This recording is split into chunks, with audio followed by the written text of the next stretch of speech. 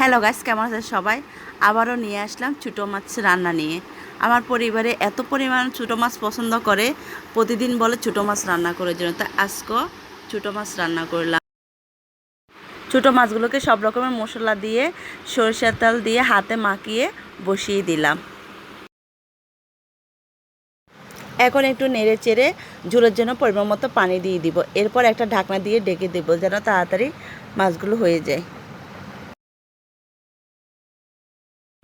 ছোটো মাছ হাতে মাখিয়ে রান্না করলে অনেক মজা লাগে খেতে, আমার খুব ভালো লাগে।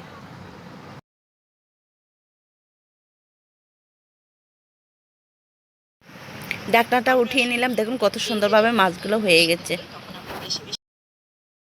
ছোটো মাছের কালারটাও দেখতে অনেক লোভনীয় লাগছে।